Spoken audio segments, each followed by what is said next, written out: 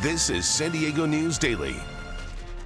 Hello, everyone, and welcome to San Diego News Daily. I'm Marianne Kushi. Let's get right into our top local stories here. Today, thousands of Padres fans will be pouring into Petco Park to celebrate the start of the new season. First pitch of the new season will be at 1:10 right inside there, Petco Park. Gates will open at 11, and we are following it all right here on NBC7 and on NBC7.com. This year, the MTS is looking to help save you money when heading to the ballpark. With the rising cost of gas and parking, MTS officials are working to remind San Diegans about the public transportation options available for people living across the county. It's only a $5 a round trip for adults, and anybody 18 and under who's registered under our Youth Opportunity Pass program can ride for free. So it's very cost efficient for families especially. Well, North County Transit District also says that they are increasing service to the ballpark during the season, and a reminder for you that you can reserve your ticket ahead of time on the MTS app Pronto. Download it on your phone or get a Pronto card at any trolley station ticket machine. Right now, city crews are hard at work after nearly 20,000 gallons of raw sewage was spilled near Mission Bay. The city says that 9,000 gallons seeped into the San Diego River, forcing a water contact closure at Dog Beach in Ocean Beach. The incident, which took place at the intersection of SeaWorld Drive and Friars Road, is also affecting traffic. Crews say that they've been hard at work since 4 o'clock in the morning yesterday, cleaning up the mess.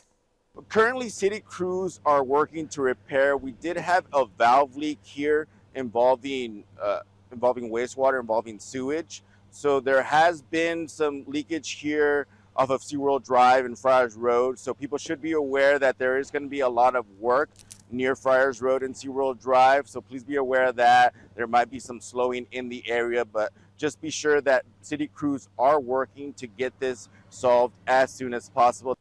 Well, the city says it's still investigating the cause of this leak and the effect it's having on the surrounding communities.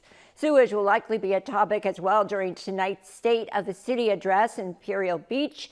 It's one of the communities that were hit the hardest in the contamination crisis. And beaches there have been closed for years because of it. IB's Mayor Mitchell McKay recently told NBC7 that even though the crisis is a big part of the city, there is so much more to Imperial Beach. He'll likely highlight that and more on the future of IB. Tonight's State of the City address will be at 6 o'clock inside the South Bay Union School District's auditorium. County supervisors voted 3-1 in favor of an additional first-time homebuyers program in San Diego, but it did come with some political drama. The median home price here in San Diego County is roughly $930,000. That's according to Redfin. A mortgage rate buy-down program was proposed by their supervisor, Jim Desmond, but then he ended up voting against his own proposal because he says a fellow supervisor was being too political. Board Chair Lawson Reamer noted how the war in Iran and the U.S. attack on Venezuela contributed to inflationary pressures. She requested an amendment be put in the county's proposal, adding language opposing the Trump administration's policies that she says have caused housing to remain expensive. A December study by the Center for American Progress found that Trump's tariff policies are on track to result in 450,000 fewer homes being built through 2030 and raising the cost per home on average by $17,500. This is a political agenda that you're putting forward.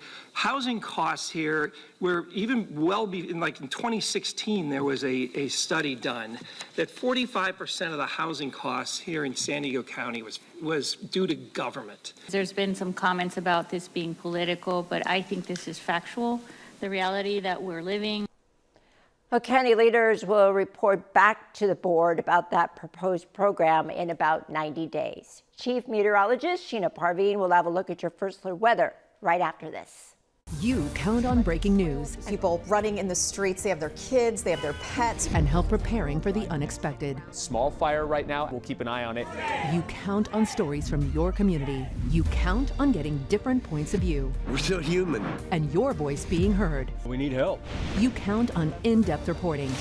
It's a mess, and it's making people sick. Because you know the whole story is more than just the headline. This is coverage you count on, only on NBC7 and Telemundo 20.